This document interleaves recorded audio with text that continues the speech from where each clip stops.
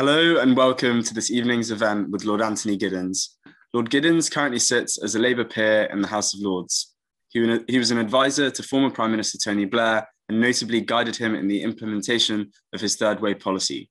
He's also one of the most renowned sociologists in recent history.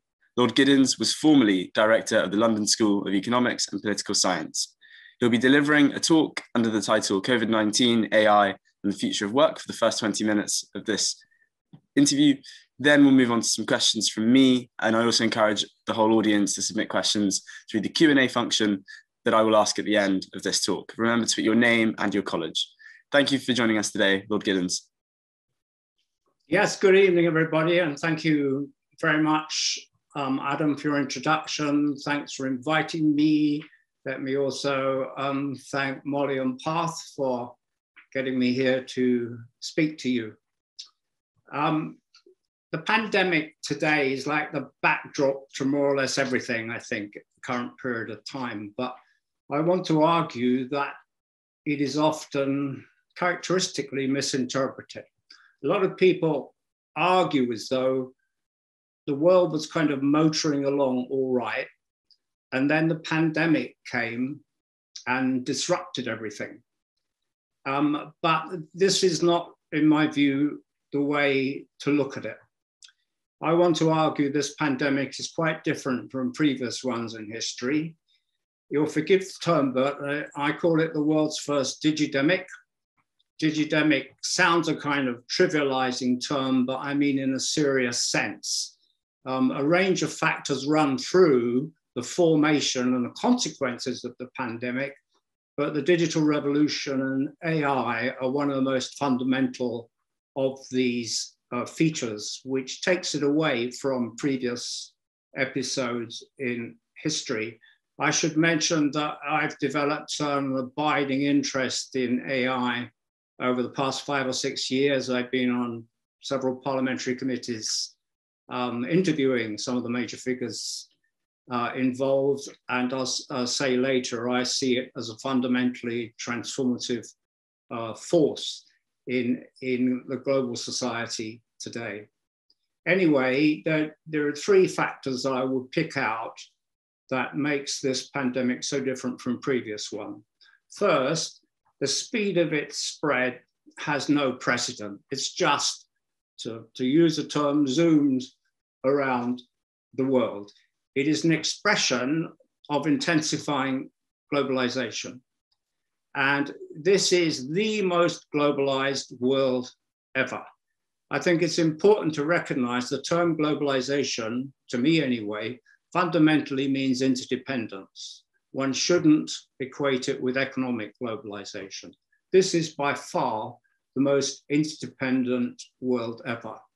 And a lot of this anyway is carried digitally. For example, I could be a Chinese migrant in London. I could pick up my mobile phone. I could talk to my family back in China, and I could see them and they could see me, and apparently for nothing. We know it isn't really for nothing, but this is quite an extraordinary transformative form of interconnection, which is expressed in the speed with which the pandemic spread around the world. Second, crucial point to me, our response has been deeply preemptive in a way that was not possible, and on a global level that you could not have done before the past 20 or so years. Think of what we're doing today. We're carrying on a university discourse digitally. Without the use of digital connection, we could not have done what we've done, which is to substantially contain the spread of the pandemic as compared to previous ones. And a good way of seeing this is to compare it with the 1918 pandemic of Spanish flu, which possibly killed something like 100 million people out of 1.5 billion. Imagine what the mortality rate would have been like if that had been like today. The death rates today, according to most calculations, are only about 4% of those of Spanish flu, and this is in a much more interconnected world.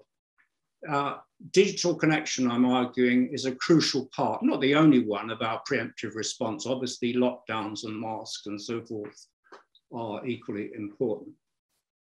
Third, crucial to my overall argument, this is a world with a background of just dazzling change. And if the audience will forgive me, I have my own term for this. I say that we speak in a world which has moved off the edge of history while still being grounded in it. By moving off the edge of history, I mean we're in a historical space that no previous generation has occupied, and I want to show why this is so. If you look at the changes going on in the world, let me list them quickly. I've already mentioned digital revolution. The second one is, as everyone knows, huge geopolitical shift. Something like the emergence of the Asian century, or at least a relative decline in American and European power. Centrally important to this, accelerating climate change. No generation before has ever had to deal with humanly induced climate change on the scale in which we have to, and I'll come back to that at the end of what I have to say. And then just huge changes in everyday life, which are as important to me as the other transformations. Changes around ethnicity, around gender and sexuality, which have kind of ripped our world away from many of the traditional categories of these, often in very progressive fashion, but of course surrounded by dislocations and conflicts. And if you look at, say, the Black Lives Matter movement, it's really interesting how quickly that spread around the world. Again, expressing the same things that I've identified, of course, huge divisions and controversies around that as well. Now, in social theory anyway, one of the main ways in which this transformed nature of the world in which we live has been conceptualized is by the celebrated German sociologist Ulrich Beck, who was a colleague of mine for a while at the LSE, and is one of the most innovative thinkers really the last 30 years, who introduced the notion of risk society. He argued that we simply face new risks which no generation has ever faced before. He got the idea of risk society from Chernobyl, which was the nuclear disaster in the 1980s, the first of several. Unfortunately, none of them produced the consequences actually they could have done. However, my view is different from Ulrich's. I want to argue we live in what I call a high opportunity, high risk society, where many of the opportunities as well as the risks are new. And I deliberately put opportunity before risk, not because I'm an optimist, because I bracket out optimism and pessimism really, but I think that's the way to look at it. And this is true of the pandemic too. If you look at what happened after the outbreak of the pandemic, Chinese scientists decoded the genetic structure of the virus within 10 days using AI. Couldn't have done it without AI. And then they posted the genetic sequence on an open access website. And we owe this to Professor Zhang Yongzhen, who was the main figure promoting it. Then there was a partial clampdown. But as a consequence, as everyone in the audience will know, just a huge range of vaccines has been developed in different countries. This has never happened before. Scientists can communicate their data and do across the world, especially in a context like this. And this has been absolutely crucial to the global response to the pandemic. And as we all know, remains so, even though it's surrounded by inequalities. There are divisions between the industrialized countries and the poorer countries. There are mutations. There is the specific plight of India at the moment, but it's nevertheless an extraordinary phenomenon and deeply transformative. Now, I want to argue that this is all the backdrop to the future of work debate. Just as I said, it was wrong to treat the pandemic as simply something just produced now. it's also wrong to treat the future of work in this way. The transformations in the future of work certainly will reflect the pandemic, but they're more driven by more fundamental changes which underlie the pandemic itself. That's essentially my argument. And if you want to check on this, it's really interesting. If you clue up future of work on, let's say, a celebrated search engine whose name I won't mention, I did that a few months ago and I got 800 million hits.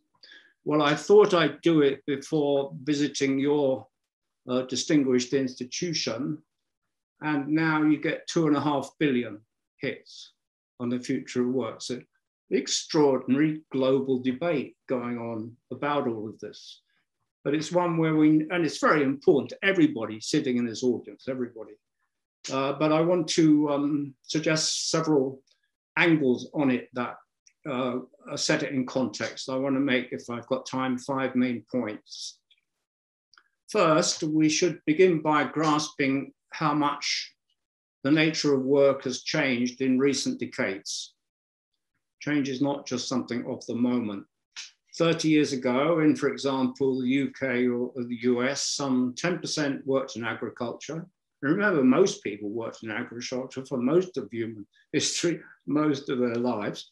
And nearly 30% worked in manufacture. This is true in this country, the US, and a range of other countries. The changes are just staggering. Now less than 1% work on the farm in the UK or the US, and some 8% in manual work, and those proportions are dropping. These changes are almost all the result of automation, not of offshoring. So today, almost all jobs are in services. It's obvious this is crucial to the pandemic because services mean you meet up with other people. We meet digitally, but we all want to get back to meeting physically because it's crucial to a service economy. Second major point I want to make, work is no longer the center of life, even if it might in mid-career feel that way. And if you're at Oxford, I hope it does feel that way. But it is not the case if you look at the most recent statistics. I know that according to the newspapers, some people at Goldman Sachs work 95 hours a week, and it's possible they do. But if you ask how long does the average Brit or American work in paid work per week, the answer I think might surprise you. The answer is 15 hours. 15 hours, that is calculated across the life cycle. The reasons are the wholesale expansion of education, the growth of part-time work, longer and increasing expanding retirement. I should say this is paid work.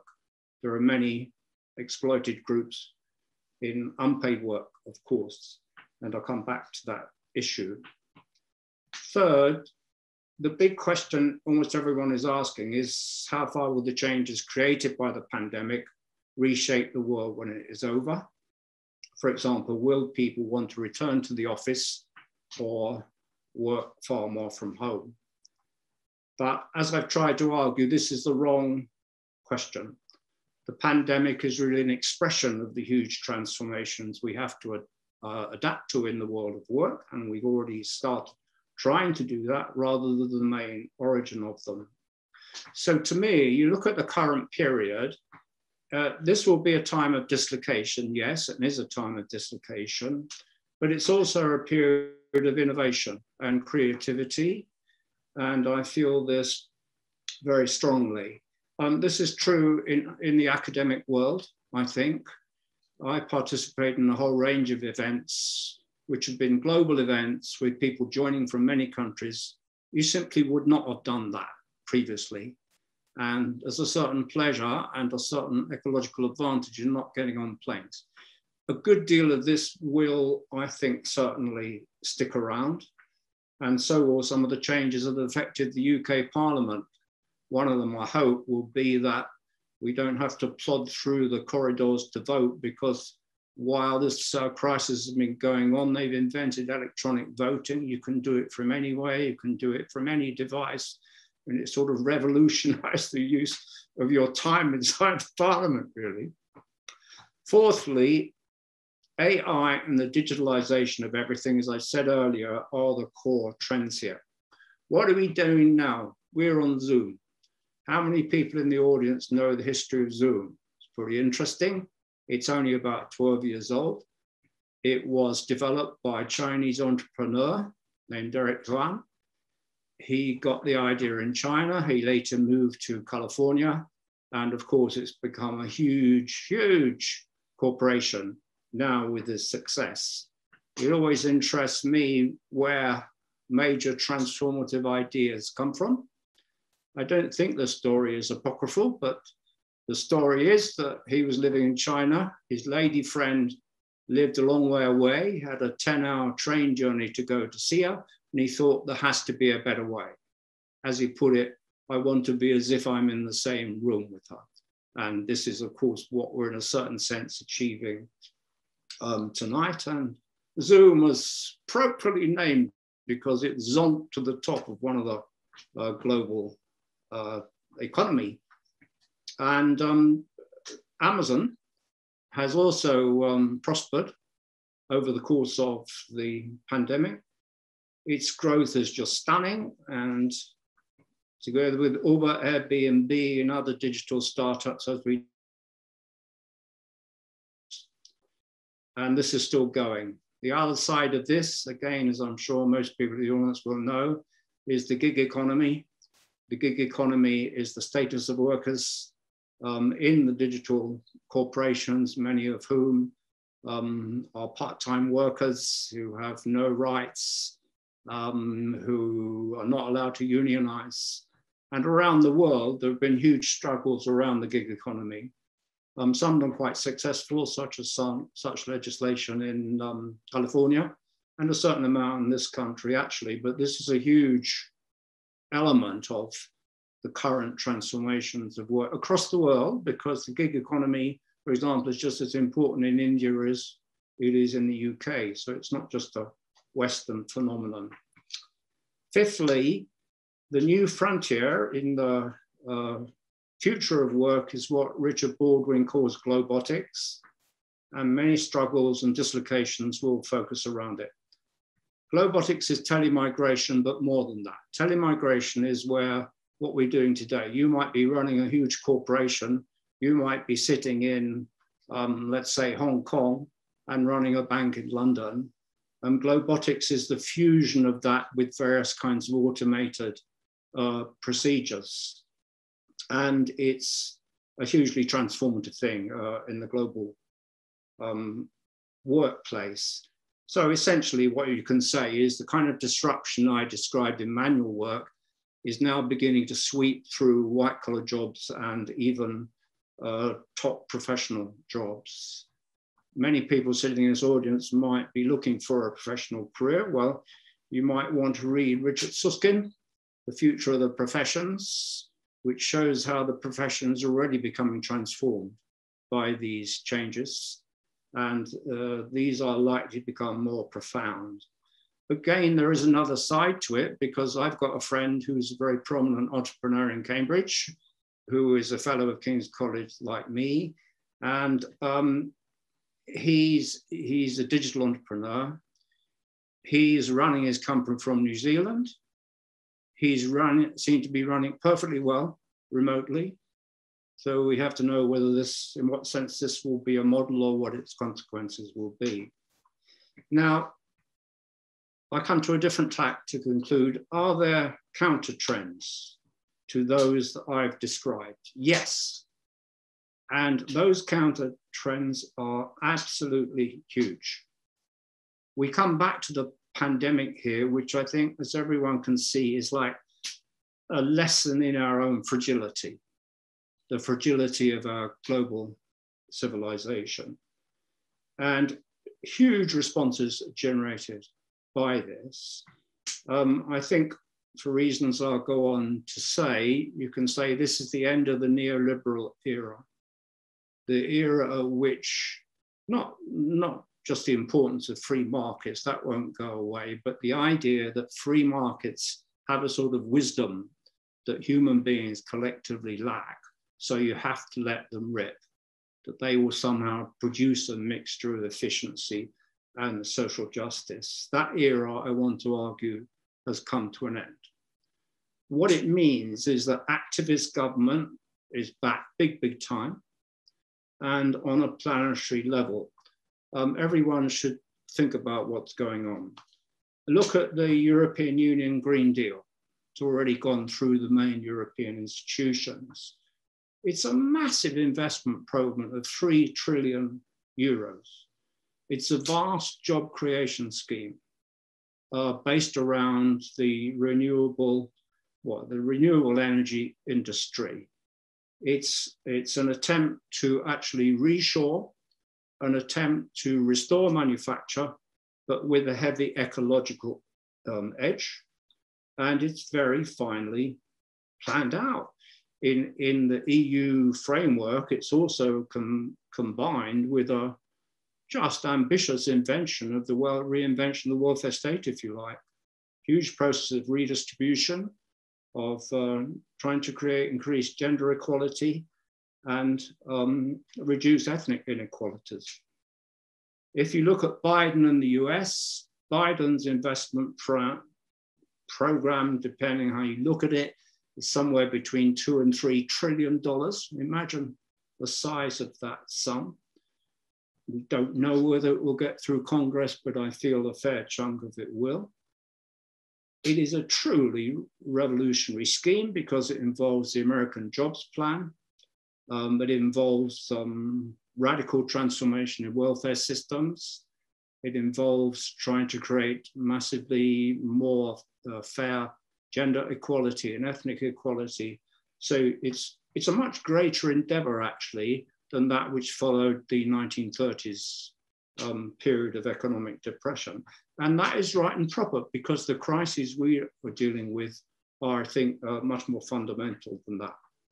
But this is not confined to the EU and the US. It's truly global. Really interesting thing, the Saudi Green Initiative, an oil state to plant, believe it or not, 10 billion trees within a relatively short period of time, to make renewables, produce 50% of the country's energy by 2030. India, where all the troubles at the moment are going on, has itself a huge green recovery plan of 35 billion rand on renewables. And China now has a concrete climate change plan. I'm an admirer of China because nothing has ever been achieved like China has achieved in terms of high-level industrialization within a period of 30 years.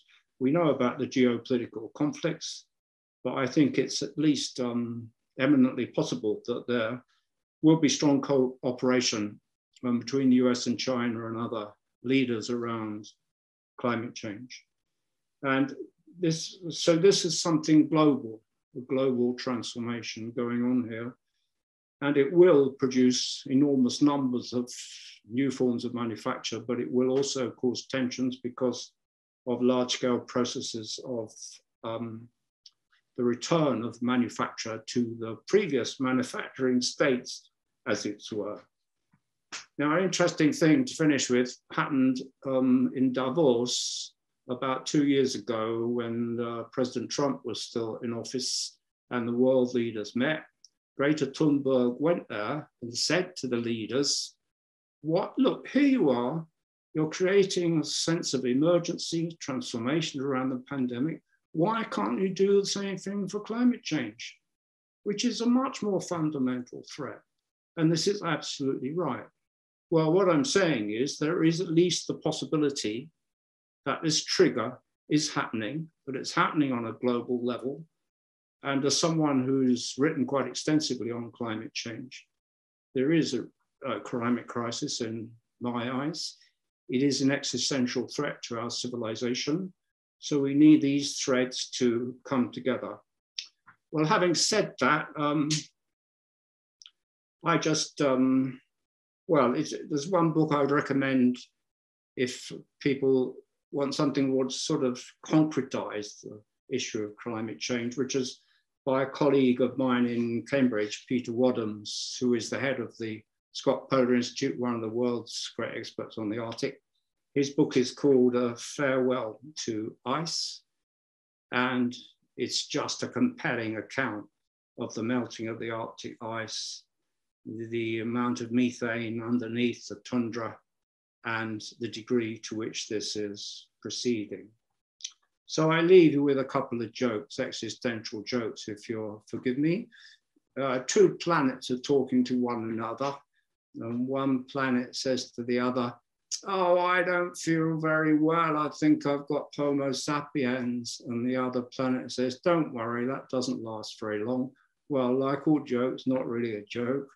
Finally, coming back to AI, a group of top scientists get together and decide to build a super quantum computer to discover the existence of God. And they spend months and months building this huge computer. And they switch on the quantum computer and they say, "Is there a God?" And the supercomputer says there is now. Well, that's not exactly how it is, but to me, AI is producing a kind of fusion of humans and intelligent machines, something like a new stage of evolution, actually, for which there's no way back. How many people listening to the speech have not got their mobile phone somewhere on their desk? How do you feel if you lose your mobile phone? Completely lost. Mobile phone is not just a mobile phone, it's a supercomputer more powerful than those that sent humans to the moon 60 years ago. So these questions are deep, and they are all part, however, of the spectrum of living off the end of history. Thank you very much for your attention. Thank you for that really insightful talk, Lord Giddens. As a first question, at LSE, you wrote your dissertation on sport and society in contemporary Britain. And I hear you're a very dedicated Tottenham fan, unfortunately. I was born in Tottenham, that's why. I was born on Tottenham High Street. I went when I was 7 years old, so. My question there is, what did you make of society's backlash at the European Super League and the sort of social phenomena that occurred? Well, I'm, like many supporters, against a European Super League, certainly when it's just introduced by a few super clubs. If there is going to be such a thing, it should have large-scale consultation across Europe and across the rest of Europe and across the UK. So I would be one of those supporters who would be out on the ground protesting if it is needed, but it is not needed because that proposal has collapsed, and rightly so, I think.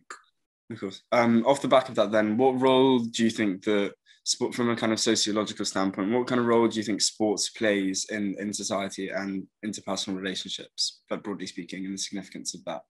Well, you know, it depends which sport, but sport is a huge part of life, isn't it?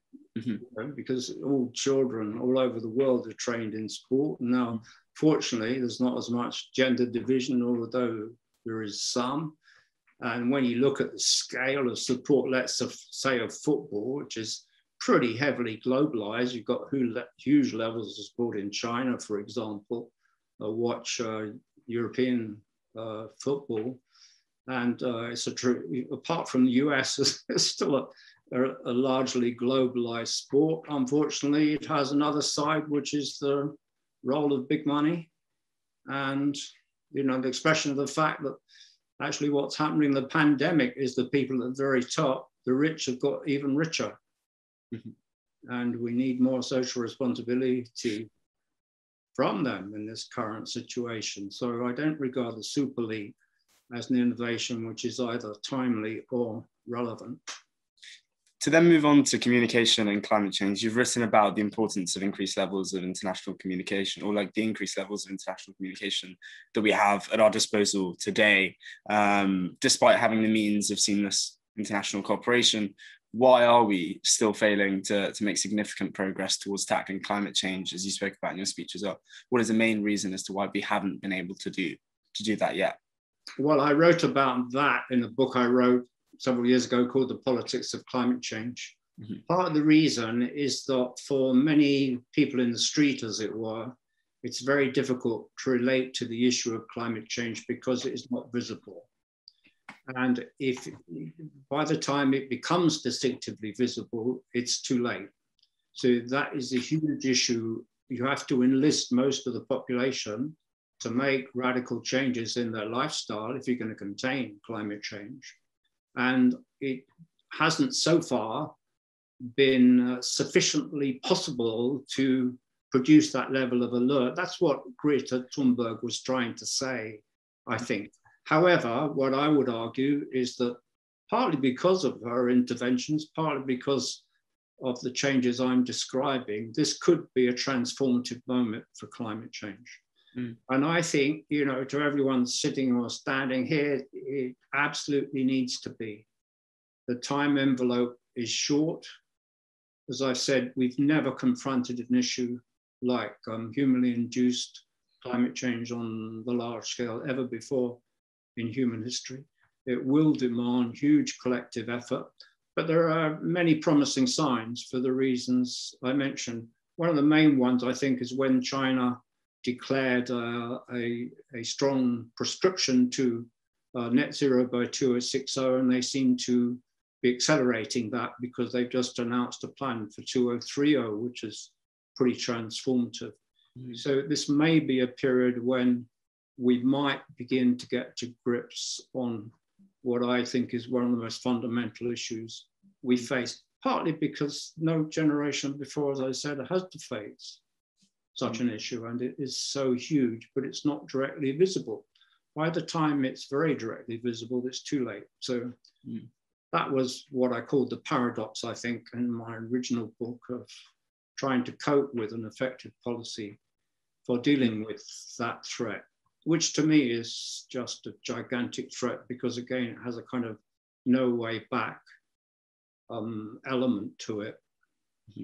Would you say that you're perhaps thinking entirely in the realistic, or is it more an optimism or utopia idea that we will seize this moment? Or do you think that I tend to refuse the label either as optimist or pessimist, because if you want to choose between them, it's better to be an optimist. It's better for your health, and it's probably better for positive policy. But I think, as I'm saying, we're in a world where we're facing risks and we have opportunities that simply did not exist previously. This is a sort of unique historical global moment, and it's up to us to try to seize that, but there is no simple way through that. If you're going to choose between optimism and pessimism, better to be an optimist as long as you're not an irrational optimist, because it gives you a kind of positive scope for the future. But that's not going to determine, I think, the outcome of the climate change dilemma. That demands structural cooperation. It demands a muting of geopolitical divisions. It demands massive investment in renewables of the kind that could be just happening, and a lot more. So this is a deep, deep moment for humankind, I think. But there are quite a few positives to it for the reasons I've said. And if it could be that the pandemic, with its tragedies, is the springboard for that kind of transformation, that would be a sort of unique historical moment, I think. Then springboard off of that and talk about politics today. The London mayoral elections are tomorrow. What do you think are the biggest challenges the next mayor of London is going to face? Well, some of the changes are the ones I mentioned, because London is a huge city, but it's not just a local city, it's a global city. It's got to make its own contribution to policies around climate change. You can't just say these should be national. So we need leadership on that. I mean, as we know, London has a whole array of problems around many of the things that I mentioned. Divisions, very high levels of poverty in some areas, big divisions between the rich and the poor areas, we know all that. It's not too easy for a mayor to make deep structural changes, but I hope we'll get a progressive outcome. I mean, I regard myself as a progressive politically, but I'm not a believer in sort of top-down government either. I'm a believer in trying to create a public sphere which is somewhere between bureaucratic government and the citizenry, where citizenry have active involvement. So I hope whoever the mayor is will have some of those points in mind. But London, of course, has a range of other issues that I won't try and detail. And as I mentioned earlier on to you just before this call, we've got Jeremy Corbyn speaking at our society this term. I just wanted to ask you, what have been your experiences with working with Keir Starmer in a post-Corbyn sort of Labour Party? What's that been like? Well, I'm afraid I can't say I work closely with either of those political leaders. I know Jeremy Corbyn quite well, and he came quite often to our meetings, and he's very pleasant, and some of his ideas I agree with. I think you do need an active role for the state. I don't think that can be the same as simple nationalisation. You need a more sophisticated model. I hope that Starmer will move towards that. I think that this is a big moment for the Labour Party, and Keir Starmer has to stamp his authority on it at this point. I suppose I think I would like to know more about what his programme is. That is, what view does he have of the world? What kind of framework is he going to produce? How is he going to mute inequalities while dealing with the issues, some of them I've talked about in this speech, because climate change and these issues, the UK, to be fair, under Johnson's government, I'm not a Tory, but it's got a pretty deep ecological programme actually. It's really directly concerned about climate change. It's going to host COP26.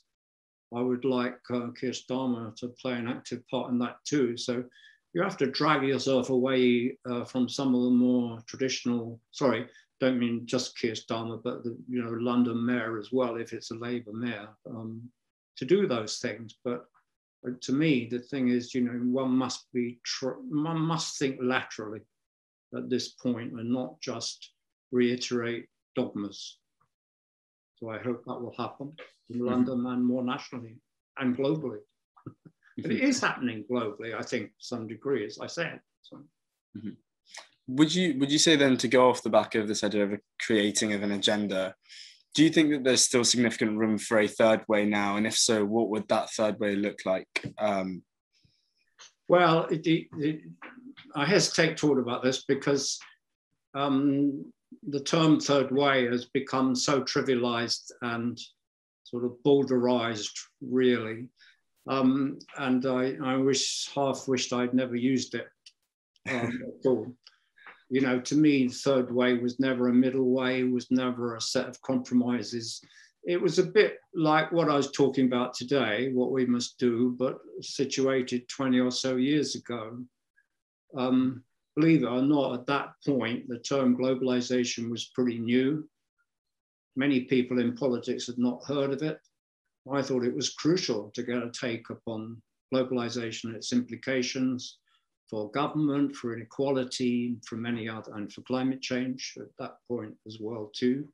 So I saw it as a much more radical set of potential transformations than it actually became. I mean, I was a supporter of many aspects of Tony Blair's government because I think he did make significant changes that many people now take for granted, like minimum wage or many other innovations they made. The Iraq War was a kind of dividing point, as you know. But I'm afraid I dropped the term third way because it became so sort of vulgarized. So I don't use that term anymore. And I certainly did not mean a compromise, no. I meant something that I was doing then, which is a bit like what I'm trying to do now. So you must be in the avant-garde and the left must listen and learn, because you can't just repeat traditional dogmas in a world which is subject to this massive transformation. That's what I thought then, and that's what I think now, except the transformations have gone much further than they had then. For example, the digital revolution was, it was there then, but it wasn't anything like it is now in terms of its impact on people's lives, and nor was AI either. In terms of your books, which one of your books the main books you've written, would you say you're most proudest of, and which one do you think has had the greatest impact, perhaps bar Third Way? Well, I suppose, actually, if I'm proud of anything, not really proud of anything very much, you just kind of struggle through these things. But if I was going to use that term, I suppose I'd say my sociology textbook, because I wrote that, I think it's about, oh God, 40 years ago or something like that now. I was head of the faculty in Cambridge at the time. I wrote it all on mini tapes, dictated it all on mini tapes. And I just don't know how I could have done that looking back. So I'm sure I couldn't have done it now. And it's been in print for something like 40 years. Its 9th edition has just come out. It's sold a lot of copies all around the world. It's in many other languages. So it's, you know, it shows you how something you do can just take you by surprise. I would never have thought, first of all, that I could write it in the first place, because I actually went to New York and interviewed 1 or 2 journalists to see how they wrote, because I'd never written for people of, let's say, an 18-year-old age range at school before. And I learned some of the techniques of journalism to write it. And I couldn't write it now, so I just don't know how I managed it, but it's been in print all that time, and it's in many other languages, and you cannot get it through the door these days. It's too big even to carry around. You have to have a cart to get it through, but that is due to collective efforts, not to me these days. But I suppose I'm quite proud of that, yeah. Awesome. My next question is about the nature of the academic positions that you hold at various universities across the world. Could you tell me a bit about how it varies from university to university, like the process of lecturing and things like that? And if so, do you have a favorite university where you enjoy lecturing at the most? Well, I think there are various angles on that, because when I've had other semi-permanent positions, they've all been in North America. I was at University in Vancouver, first of all, and then I taught for quite a while at UCLA, and then I taught other bits of the University of California, NYU, and for a certain time, Columbia. They are just very different in lots of ways from British universities. The scale of them is huge. One thing, the University of California is gigantic. The intellectual level of people there is tremendous, actually. But, you know, the US is also different from the UK. It's more deeply polarized. There are all sorts of divisions. There are many wonderful academics, but also lots and lots of sort of features of everyday life that you don't find here. I first lived in Venice, California years ago, when I was initially teaching at UCLA, and I was going to go down the beach in the evening, and somebody stopped me and said, "No, you mustn't. It's only 7 o'clock in the evening. It's too dangerous." It's not dangerous now. Venice has been transformed more or less totally, but I wasn't used to that level of potential violence, I suppose. And so the US is multi-sided, but some of the very best academic minds in the world are certainly located in the US, and it has a wonderful side to it. California is much the same, but it's so beautiful, but they have floods, they have earthquakes, they have forest fires, they have droughts. So even in paradise, there's another side to it. In terms of other work that you've done, you previously met with Colonel Gaddafi as an outside consultant to help improve the global image of Libya, or at least it seems. Could you tell us a bit about... Again, that wasn't clear. You previously met with Colonel Gaddafi as an outside consultant to help improve the global image of Libya. Could you tell us a bit about that and whether or not you regret working with him on that? Yeah, when I went down to Libya to meet with Gaddafi, I should stress that had nothing to do with the LSE. The LSE got involved differently later on. I wasn't director of the LSE when that happened. I went down individually with the monitor group, and the object of that time was to try and achieve a peaceful transition in Libya. Try to set up a situation where you would get a succession to Gaddafi, and Gaddafi would essentially move out of the way, so that you could begin a process of modernization. There was an organization American organization called the Monitor Group, which came in for a lot of flack later on, but had some quite elaborate and sensible plans for the modernization of the country. And if there had been a peaceful transition, if it could have happened, it would have been a tremendous thing. And what has happened in Libya is a tragedy. And the outcome is so different from what we hoped to achieve. But to me, that shows it was the right and proper thing to do. It wasn't an attempt to suck up to Gaddafi. On the contrary, it was an attempt to try and ease him out of power without violence. And it was a rational plan at the time, but you know, history, as I said, is always taking us by surprise, and sometimes that's an unfortunate set of surprises. I mean, it was always an iffy endeavor, but what's happened is a true tragedy in the country. I wouldn't defend Gaddafi because he was a dictatorial figure and, you know, an exaggerated figure, and but the attempt was to get a peaceful transition. Okay, to then move on to sort of something along the lines of AI and future of workish, but also this idea of interdisciplinary thinking. Your sociological work is heavily interdisciplinary, covering topics such as economics, linguistics, and history. How important do you think interdisciplinary thinking is in modern academia, in different pockets of it? Well, that's a bit different from AI, I think. Yeah, it's in the same category as in questioning. I've got a segue into AI. I've always been against kind of getting anchored in disciplines and, you know, observing academic niceties. I think one should work widely across the spectrum. I mean, in some areas, you need strong professional training. If you're a scientist, you've got to know what you're doing. You have to have a fairly narrow focus. So often that's necessary. But on the whole, you know, I'm in favor of dialogue and interchange, and seems to me really important. But AI is something else. I mean, that is different from these comments because this is one of the huge issues for humanity, along with climate change. Not the only two, but two of the biggest issues about the future of humanity. The relationship in both cases is pretty complex because without AI, actually, we wouldn't know about climate change. It was only when you had a satellite system built above the Earth, mainly by the Americans in the space race, that also they had large-scale investment in the early development of AI that was integrated with that.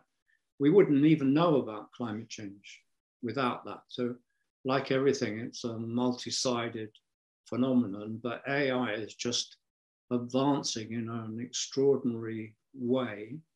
And one of my things I would say to everyone sitting in the audience who's at the beginning or in the middle of a university career, you must take the notice of these things going on in the wider world because they will affect your future and are affecting your present so substantially. And should recognize that Oxford is one of the world centers for the study of AI, and also incidentally for the future of work with the Martin Centre and colleagues like Carl Frey and so on working at the Martin Centre. So even if one's like a first year undergraduate at Oxford, I would say take an interest in what's going on in the surrounding institutions in your university, because this is a very avant-garde sector of Oxford University. But this avant-garde is your present, not just your future, and AI is part of that already. My next question is kind of about China and Russia to some degree and this importance of AI. China currently has the world's most powerful supercomputer, and Putin has, broadly speaking, hailed the importance of AI, given the potential destructive capabilities that AI can have when it's in the wrong hands. Should we not be more worried about it than excited about it? Just because we can, does that necessarily mean that we should? Am I allowed to mention a book in this discussion? As long as it's not one you mentioned already. Not one I wrote. There's an excellent book on this by Kai-Fu Lee called AI Superpowers, which I recommend to people in the audience because it's very accessible. There's several others as well. AI is a core part, of Chinese strategy. We have a lot of material on that now because I think the Chinese are being particularly secretive about it. But there are huge global issues around it, as we know. And they're not just sort of simple issues because, for example, a high proportion of the world's semiconductors, which are necessary for digital connection, are actually made in Taiwan. And so, you know, there are quite strong connections of all sorts, really, between digital transformation and the global superpowers involved here. But my feeling is that, you know, on the whole, this will hopefully be a period when, at least for a while, we'll get cooperation on crucial issues like these. I think it's so important for the future of world civilization that I hope the major leaders will realize that. But of course, the future is always open, so who can say? But you know, there's a double aspect thing. It's not just a conflict, I think. The US leadership, the current one, under President Biden and President Xi, to recognize the necessity of cooperation, I think, as well as antagonism around AI. But AI is not, you know, wholly within our hands. It's not just a creation of humans. It's something which is integrated with humanity now, and that will become more so. So it's a frontier that we've never experienced before, and that's the whole logic of my, as I said, off the edge of history argument, that our generation is just different in some core respects from any preceding generations, with all its opportunities and all its problems. One last question from me, and then I'll move on to some of the audience questions, because I think we've got about 5 minutes left, 5 or so minutes left. The last question from me is just to ask, what next? What do you plan to focus on for the remainder of your career in politics or political career, as much as you might not like that phrase? Well, I'm not primarily a politician, and so I prefer to certainly at this stage of my life to concentrate on academic issues. And I'm basically trying to write a short, accessible book around these issues that I've discussed today. And I've got some way with that, but some way to go. Politically, I'm still, as I said, a progressive, and I think progressive politics is needed like never before in the current world, but it's got to be a mixture, you know, of being able to persuade people to make changes, but also having necessary radicalism. As we found when I was working more directly in politics, very difficult to combine those two. And the difficulties are even greater, but the need is even greater too, because as I've been stressed, the whole thing, this is a moment history of like no other. And it's important to start by recognizing that, and that filters through even to quite mundane political issues, I think. It's not as remote from day-to-day politics as it may seem. So we've got to go on. I think, you know, integrating with that avant-garde thought with practical policy. And as I tried to say, you know, this huge restructuring of government which is going on in the US, in the UK, in China, as I said, in some Middle Eastern countries, and hopefully in India too, is just a dramatic turnaround. And the world needs it, but can we do it? Yeah, very true. The first of the audience questions comes from Daniel Dipper, who's our current disabilities officer and from Magdalen College. Daniel asks, what was the most important lesson you learned from your time advising Tony Blair? Steer clear of politics, really, because as I say, I've always thought of myself as an academic working on the backdrop of politics, and I hadn't really planned to get more directly involved. I mean, I do enjoy being in the House of Lords, and I enjoyed working with Tony Blair during that period. I still think some of his policies were actually very progressive. You know, they always get transformed in power. You have to make compromises, and all political leaders make mistakes. But I think, you know, the dialogue between academics and politicians should continue. It's absolutely necessary, and perhaps never more necessary than now from the points I've been trying to ram home. This is a moment like no other. And it's quite hard to translate that into the sort of conflicts of everyday politics, I think. But if we can't do it, there is, as I've tried to say, you know, there's an existential threat for your generation. Mm-hmm. The next, sorry. You know, sorry. Yeah. The dislocating consequences could be really profound. So that has to be integrated today with, to me, progressive politics. Mm-hmm. The next audience question comes from Yulia Savikovskaya from Merton College. Yulia asks whether or not you think that some parts of society would try to resist the changes that you describe. Can we expect growing groups of pandemic dissidents and resistance to AI and digitalization? Could this indeed be a source of global discord and division? Very good question. No, it's a very good question. Thank you. I think it already is. Mm-hmm. It's not just a question of the future. Certainly in the case of the pandemic. But I think it's a difficult line to tread because I think people should have the right to protest. So I'm not simply any naive sense against anti-mask protests, for example, the kind that, let's say, happened in Germany or several other countries. I think people should have the right to protest, but that the wider framework must be made to count. And so far, this is happening, I think.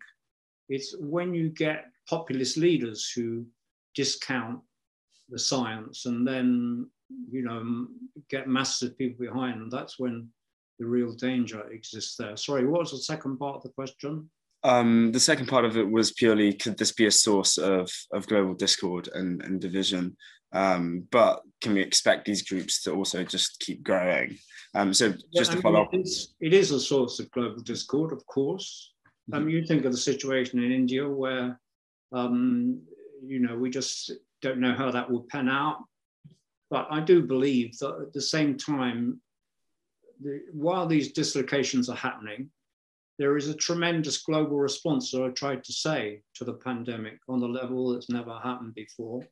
I hope this will happen in the case of India too, because this is the point at which you need mass importation of vaccines, you need a great deal of medical help, you need oxygen on a large scale in India. I do think this probably will happen actually. So I think it's, you know, still a mixed world, but I think there are many positives in this world, and that's been one of the themes of my argument. But I think you must preserve the right to protest. That is, I'm not in favor of the Chinese model where you just don't get protests. It's part of a democratic system, but you cannot allow those to dislocate what is needed in a period of something like a health emergency in many parts of the world. Yeah. As a final question before we end, this question comes from Xander Simpson from Hartford College. Xander asks, are the rapid changes in society you describe still within the bounds of reflexive modernity, or are they indicative of a shift to post-modernity? Well, I've always been against the idea of post-modernity. So my starting point really was to reject that notion. I never quite saw what it meant, but it used to be initially a sort of form of relativism, really, which I don't accept. So I've always spoken about the existence of radicalized modernity rather than post-modernity. And I think that's the world in which we live now.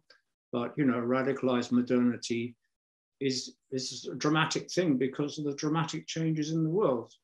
You know, I mean, you never had more than 1 billion people, 1.5 billion before 1850. Now you're moving up towards 8 billion. You've got all the things I'm talking about. A lot of these things are new. So that is a very new framework.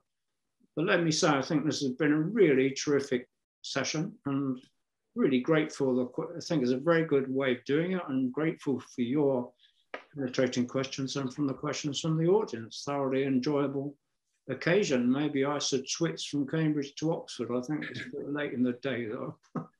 Well, we'd welcome you with open arms in this post-COVID world that we're hopefully entering soon. But thank you so much. No, we could have got a glass screen, we got socially distance and rubber gloves, please. And the hand sanitizer as well. Thank you so much for joining. Terrific session. Thanks to everyone involved. Yeah. Thank you for joining us, Lord Giddens, and thank you to the audience for attending this. Have a lovely rest of the evening.